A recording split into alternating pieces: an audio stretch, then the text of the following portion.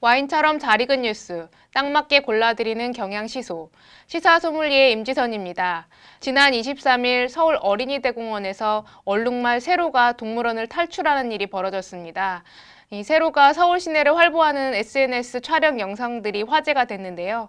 세로의 자유를 둘러싸고 여러 가지 이야기 해보겠습니다. 경향신문 환경담당 오래 해온 김기범 기자와 함께하겠습니다. 안녕하세요.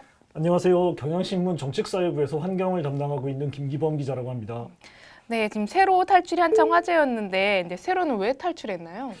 사실 얼룩말인 세로가 탈출한 이유를 우리가 정확하게 알기는 그쵸, 굉장히 말 어려운데요. 못하니까. 추정만 해볼 수밖에 없겠지만 어쨌든 가장 좀 쉽게 생각할 수 있는 건 우리 내에서 혼자 지내는 게 굉장히 큰 스트레스가 되지 않았을까라고 네. 생각을 하고요. 어린이대공원 수의사도 비슷한 견해를 보이고 있습니다.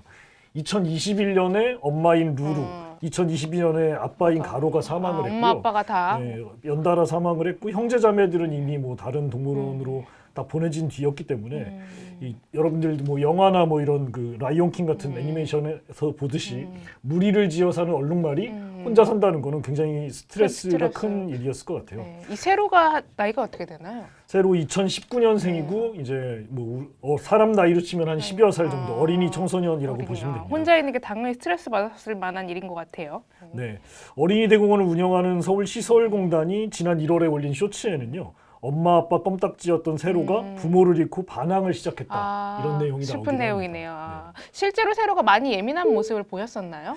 네, 맞습니다. 세로는 아무래도 전시동물이다 보니까 사람들이 다가오는 것들을 굉장히 매일매일 겪었을 텐데 사람 발소리에 깜짝깜짝 놀라는 그런 모습을 보이기도 했고 최근에는 원래 밤에 이렇게 숨어 지낼 수 있는, 쉴 수 있는 내실에 들어가게 돼 있는데 거길 안 들어가고 외부 방사장에 있으려고 이전에 안 무서웠나 하던 봐요. 네네, 그런 고집을 피우기도 했다고 하고요. 또 심지어는 인근 축사에 있는 다른 동물, 캥거루하고 다투는 모습, 캥거루한테 이렇게 두드려 맞는, 살짝 맞는 그런 모습이 포착되기도 불쌍한데요, 했다고 너무? 합니다. 네. 거기다가 뭐 다들 아시다시피 코로나19로 인한 거리두기가 해제되면서 이 어린이대공원을 찾는 관람객 수가 많이 늘어났는데 그것도 더 큰 스트레스를 그렇죠. 줬을 수가 있습니다. 일반적으로 갇혀있는 동물들이 느끼는 그 스트레스를 많이들 좁은 공간에만 국한해서 생각을 하시는데 관람객이 가서 지켜보는 것 자체가 야생동물에게는 굉장히 큰 고통과 그렇죠. 불안감을 줄 수밖에 없고요. 열악하고 좀 노후한 동물원일수록 동물들이 자기 몸을 감출 공간이 없는 경우가 많은데 세로는 아마도 자기 자신을 은폐하기 힘든 환경에서 시선에 계속해서 노출되면서 게다가 최근에 더 많은 시선에 노출되면서 스트레스가 쌓일 대로 쌓였을 것 같아요. 그러다 보니까 나무 울타리를 부수고 밖으로 탈출하는 상황까지 오지 않았나라고 그렇죠. 추정을 사람도 해봅니다. 이렇게 누가 날 계속 지켜본다 그러면 얼마나 스트레스 받는데 이 동물은 야생동물은 더 했을 것 같아요. 물론입니다. 이렇게 동물원을 탈출하는 일 그런 사건이 예전에도 있지 않았었나요? 네, 맞습니다. 아마 좀 이렇게 연배가 있으신 분들은 생생하게 기억을 네. 하실 텐데요. 2005년에는 코끼리 6마리가 어린이대공원, 요번에 세로가 탈출했던 같은 어린이대공원을 탈출해서 인근을 아주 휘젓고 다닌 일도 있었습니다. 저 기억하는 거 보니까 연배가 있나 봅니다. 그러시군요. 당시에는 어린이대공원이나 서울대공원 동물원처럼 공공에서 운영하는 공영동물원에서들조차도 동물쇼들을 많이 했었는데요. 그렇죠. 예전에는 그랬었죠. 네. 이때 코끼리 탈출은 우리 안에 있던 코끼리가 아니라요. 공연 준비를 하던, 공연 연습을 하던 네네, 그 코끼리 중 하나가 뭔가에 놀라면서 뛰기 시작하니까 다른 코끼리들까지 동요하면서 네네, 그렇게 해서 6마리가 무려 5시간 동안 인근을 누비고 다녔다. 이런 사건이었습니다. 네. 그때도 엄청 화제였죠. 그렇죠. 코끼리가 어디 식당에도 들어가고 그러지 않았었나요? 네네, 그 코끼리 3마리가 무려 3마리가 들어갔던 식당은 심지어 코끼리가 들어왔던 식당이다라고 홍보를 하면서 뭐 메뉴에도 코끼리 정식을 추가하면서 호황을 맞기도 했었고요. 이런 모습들이 CNN이나 일본 방송에서도 취재를 와서 외신을 타기도 했었습니다. 제가 그때 그 수습 기자였을 때 이 코끼리 식당 6개월후도 한번 취재에 갔었던 기억이 나는데요. 안타깝게도 지금은 없어졌죠. 지금 없어졌습니다. 네. 그 이거 말고도 2010년에도 말레이곰이 탈출한 일이 있었었죠. 네, 이거는 과천에 있는 서울대공원에서 탈출한 사건이었는데요. 무려 열흘 동안 도주국을 벌인 끝에 청계산에서 포획이 됐고 이 사건은 다행이라고 할지 서울대공원이 말레이곰 우리를 굉장히 크게 개선하는 계기가 되기도 긍정적인 했었습니다. 일로 바뀌었네요. 네네. 그리고 좀 안타까운 일이 하나 있었는데 5년 전인 2018년 9월에는 대전 오월드에서 네. 이 맹수조 퓨마 뽀롱이가 아. 탈출을 했다가 4시간여 만에 사살당한 일도 있었습니다. 안타까운 일이네요. 이 세로의 자유 사건은 사실 뭐 별다른 피해 없이 사람들에게 기쁨과 또 한편으로 안타까움 자아내면서 이제 뭐 훈훈하게 마무리가 됐는데, 사실 동물원의 존재 가치에 대해서 우리가 한번 생각해보는 지금 계기가 되고 있는 것 같아요. 동물원 자체에 대한 논란이 계속 많이 있죠. 네, 이번 세로 때도 그렇고 앞서 말씀드린 코끼리 또 뭐 이런 뽀롱이 이런 사건들 때마다 사실 동물원을 없애야 한다. 네. 동물들이 불쌍하다 이런 목소리가 네. 굉장히 커지곤 합니다. 특히 5년 전 퓨마가 탈출 후 사살당했을 때는 굉장히 많은 분들이 애도를 하셨고 동물원 폐지를 요구하는 청와대 청원에 수만 명이 서명을 하기도 했었습니다. 동물이 탈출을 하는 것 외에도 또 사육사가 맹수에게 참변당하는 일도 그렇죠. 그런 일도 있었죠. 종종 터지는데 2015년에는 이 또 세로가 탈출했던 계속 어린이대공원에서 서울 많이 사건이 어린이대공원 얘기 나는데 나오는데요. 네. 한 사육사분이 사자들이 있는 것을 모르고 방사장에 들어갔다가 공격을 받아서 숨진 일이 있었군요. 안타까운 일이 있었고, 이러면서 이제 동물원의 존재 가치가 도대체 뭐냐 이런 고민들이 사회적으로 많이 제기가 됐었습니다. 사실 이런 탈출 사건들은 동물들한테 우리가 고통을 주고 있구나, 갇혀있는 동물들에게 이런 고통을 준다는 걸 환기시키는 측면들이 있고요. 또 사육사들이 참변을 당하는 거는 동물원이 인간에게도 정상적인 공간이 아닌 것 아니냐 이런 고민도 안겨주는 요소들이 있는 것 같습니다.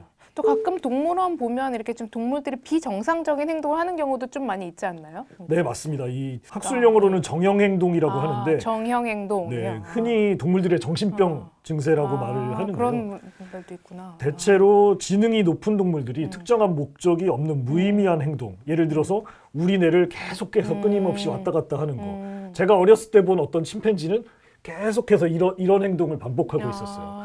그런 행동을 하는 게 예전에는 이게 되게 재밌다라고 느낀 시절도 있었지만 지금 생각하면 얼마나 많이 고통을 받고 하다 보니까 이제 좁은 공간에서 정신병을 앓게 된 거구나. 지금은 이런 것들을 막기 위해서 많은 사육사분들이 행동 풍부화, 동물 행동 풍부화라는 것들로 동물들을 지루하지 않게 만들어주는 측면이 있는데, 그걸 실시하기 전에 동물원에서는 방금 말씀드린 침팬지라든지 뭐 오랑우탄 이런 유인원, 굉장히 지능이 높잖아요.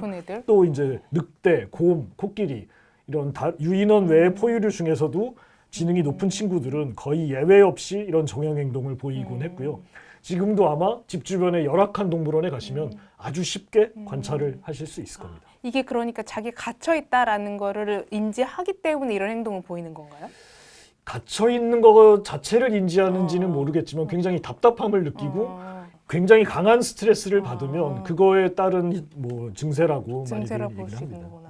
지금 우리나라에 동물원이 몇 개나 되나요? 네, 지자체들이 운영하는 곳은 한 20곳 정도 되고요. 이게 이제 여러분들이 잘 아시는 어린이대공원하고 서울대공원, 과천에 있는 서울대공원 동물원, 또는 뭐 전주동물원, 뭐 이런 이름들이 지역을 대표하는 동물원들이 이런 공영동물원이라고 생각하시면 또 됩니다. 민간은 또 그 대표적인 에버랜드가 있지 않겠습니까? 네네. 에버랜드 같은 큰 동물원들을 떠올리시는 분들이 많을 텐데 사실 허가제가 아닌 등록제로 되다 보니까 등록제인가요, 동물원? 정확한 통계인지는 알 수 없지만 2019년 현재로는 90곳이 있습니다. 근데 아마 그 사이에 더 생기거나 또는 또 문을 닫은 곳도 있을 수 있을 것 같습니다. 그럼 이런 동물원들은 어떤 법적 관리가 되는지 좀 궁금한데요. 이 지난해 11월에 동물원 수족관법이 국회를 통과했어요. 이 법에 의해서 관리가 되는 건가요? 네, 맞습니다. 근데 지난해 11월에 말씀하신 대로 국회 본회의에서 통과한 동물원 및 수족관의 관리에 관한 법률, 이거는 이제 공포가 됐고 이제 공포로부터 1년 후에 시행이 되는데요. 아직은 시행은 안 됐네요. 네네. 이 법의 핵심적인 내용이 제가 방금 말씀드린 동물원 등록제를 마음대로 어떤 일정 요건만 갖추면 등록하고 운영을 할 수 있었던 거를 허가를 받도록 하는 내용입니다. 그렇게 바뀌도록 한다는 건가요? 네네, 맞습니다. 이 등록제를 운영한 게 지금 뭐 잘 아시는 체험동물원, 실내동물원, 만져볼 수 있고 네네네. 좀 있죠. 많이 열악한 곳들이 난립한 원인이 된 부분인데요. 앞으로는 이런 곳들도 뭐 서식 환경에 대한 요건, 또 수의사 같은 전문 인력, 보유동물의 질병이나 안전관리 계획, 또 휴원이나 폐원을 할 때 동물을 어떻게 할 것인가, 이런 것들을 다 갖춘 다음에 시도지사한테 허가를 받아야 됩니다. 그러면 그럼 지금 이미 있는 곳들은 어떻게 하나요?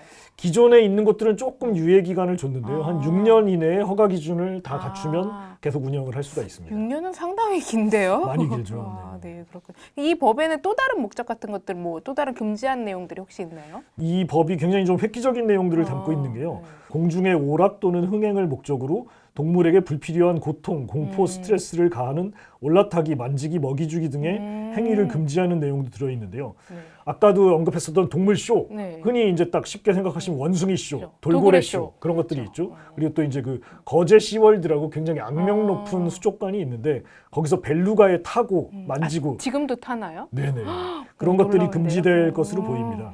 또 전시하면은 스트레스 등으로 폐사하거나 질병에 걸릴 우려가 있는 종은 동물원 수족관이 보유할 수 없다. 이런 굉장히 좀 강한 규정이 있는데 돌고래처럼 그 좁은 공간에 갇히는 거에서 스트레스를 겪는 그런 동물들은 앞으로 신규로 동물원 수족관들이 보유하는 게 금지될 것으로 보입니다. 사실 뭐 어린이대공원은 좀 그러니까 이미 사건이 많이 일어났긴 했지만 어린이대공원이나 과천 서울대공원이나 뭐 흔히 말하는 에버랜드 이렇게 큰 곳들은 웬만하게 제 생각에는 법을 이미 갖추고 있을 것 같은데 그거보다 좀 더 열악한 그런 체험형 동물원이라고 말할 수도 없는 뭐 실내 동물원, 동물 카페 이런 것들을 규제하는 목적이 더 큰 거죠? 네, 맞습니다. 사실 세로가 탈출한 어린이대공원은 좀 노후하다 보니까 많은 사건들이 터지고 있는데 뭐 제가 취재한 바로도 굉장히 수의사 사육사분들이 개선 의지를 갖고 있고 노력하는 곳 중에 하나입니다. 동물복지를 굉장히 신경 쓰고 있는 곳인데요. 그에 비해서 방금 말씀하신 체험동물원, 실내동물원 이런 데들은 아주 좁은 유리창 안에 동물들을 진짜 움직이지도 제대로 움직이지도 못할 정도로 가둬놓고 관람객들이 계속 만지게 하고 또 얘네들이 소변을 보면은 바닥이 더러워지고 냄새가 나니까 물을 안 주고 이런 식으로 거의 일상적인 동물학대가 자행되는 공간들인데요. 그렇죠. 그런 공간들은 특히나 더더욱 그러니까 단체로 많이 가잖아요. 맞습니다. 어린이집이나 유치원에서 이런 데서요. 동물원 수족관법의 가장 큰 목적은 어찌 보면 이런 곳들이 이제 더 생기지 않도록 그리고 지금 개선하라고. 있는 것들은 개선하도록 하는 취지가 담겼다고 보시면 될 것 같습니다. 그럼 이게 홍대 이런 데 같은 데 보면 뭐 라쿤 카페라든지 이렇게 야생동물 카페도 있잖아요. 이런 것도 규제 대상에 들어가는 건가요? 네, 지난해 사실 이 동물원 수족관법이랑 같이 통과된 중요한 법이 하나 더 있는데요. 다른 법이 또 있나요? 네, 야생생물법 개정안에 그런 카페들을 규제하는 목적들이 담겨 있습니다. 이 홍대 같은 데서 유행했던 라쿤, 뭐 이런 왈라비 이런 애들 갖추고 있는 야생동물. 왈라비도 카페 가면 보나요? 네, 제가 실제로 취재한 곳도 있었는데요. 체험동물원, 실내동물원이 제가 굉장히 아까 열악하고 동물학대가 일상적으로 자행된다고 했는데 거기보다 더 열악한 데다가 동물원도 아니다 보니까 뭐 규제의 사각지대에 있었던 곳이죠. 그렇죠. 사실상 최소한의 동물복지조차 이루어지지 않던 곳이다 이렇게 평가를 하고 싶습니다. 그렇군요. 이 동물원도 꽤 문제지만 수족관 문제도 되게 오래전부터 많이 지적돼 왔었잖아요. 네, 사실 갇혀 있는 동물은 아까도 말씀드린 것처럼 좁은 공간, 시선 이런 스트레스를 많이 받으니까 굉장히 고통스러울 텐데 제가 생각하기엔 상대적으로 이제 육상 동물들뿐 아니라 수족관에 갇혀 있는 해양 포유류, 파충류들의 고통은 더 크지 않을까. 그렇죠. 생각이 바다처럼 듭니다. 넓은 데 사는 아이들이. 네네. 예를 들어 돌고래, 뭐 벨루가, 고래상어, 바다표범, 바다거북 흔히 수족관에 가면 굉장히 인기 있는 동물들인데요. 굉장히 먼 거리를 헤엄쳐 다니는 동물들이잖아요. 얘네들이 좁은 수조에 갇혀 있는 건 아마 인간으로 치면은 제대로 눕지도 못하는 공간에 딱 갇혀 있는 거나 다름없지 않을까라고 생각합니다. 특히 돌고래 같은 애들은 이 지능이 높아서 자기가 갇혀 있는 걸 인지한다고 하잖아요. 네네. 그 돌고래는 지금 말씀하신 대로 갇혀 있는 걸 인지할 정도로 지능이 높다 보니까 스트레스가 더욱 더 심할 수밖에 없습니다. 국내의 경우에 수족관에서 보유했던 돌고래들이 제가 취재를 했던 내용인데 최근 10수년 사이에 절반 이상이 넘게 폐사를 했습니다. 대체로 세균으로 인한 폐혈증 또는 바이러스로 인한 폐렴이었는데요. 이렇게 죽어간 돌고래 중에서 특히 한 3분의 2 가량은 수족관에 들어오거나 또는 수족관에서 태어난 지 3년 내에 채 3년을 채우지 못하고 건가요? 죽었습니다. 무려 31마리 중에 20마리가 3년도 살지 못하고 죽었는데요.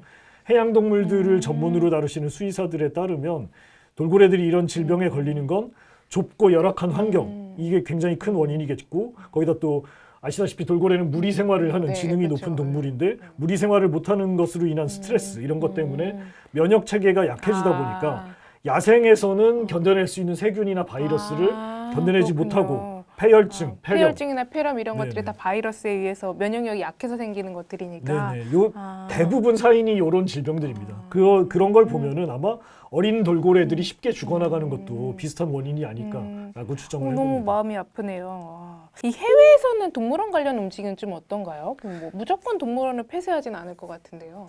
사실 동물원을 하나 없애는 거는 뭐 쉽게 생각을 해보셔도 굉장히 어려운 일이잖아요. 얼마나 많은 동물들이 살고 있는가라는 거를 생각해봐도 아실 수 있을 텐데 그런 측면에서도 해외 선진적인 동물원들은 이미 30년, 40년 전부터 동물 복지를 신경 쓰는 한편으로 또한 동물원의 존재 의미를 단순히 전시만이 아니라 생태 교육 그리고 멸종위 기종을 보존하는 쪽으로도 옮겨가고 많이 노력을 하고 있습니다.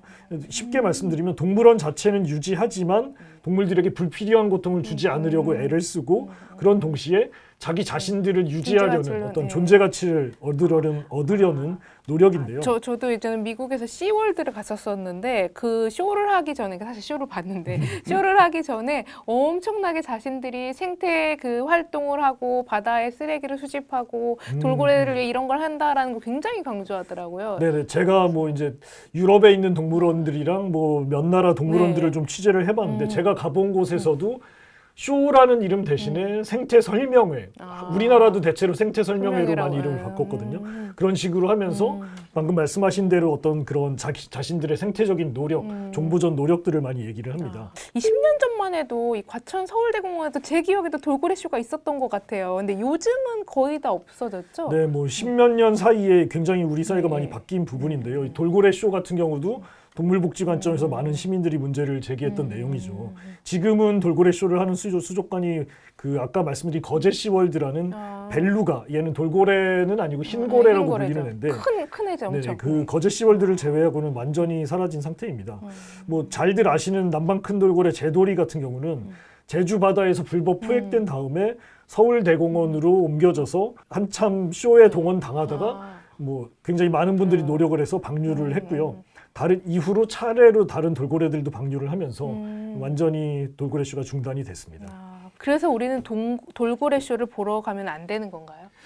돌고래 쇼를 보면 저도 사실 취재 목적으로 갔지만 여러 군데에서 돌고래 쇼를 많이 봤거든요. 네. 굉장히 즐겁죠. 하지만 그 이면을 생각해 보면 저 돌고래들이 죽어 나가는 걸 생각해 보면 보지 않는 것이 맞다는 생각이 들고요.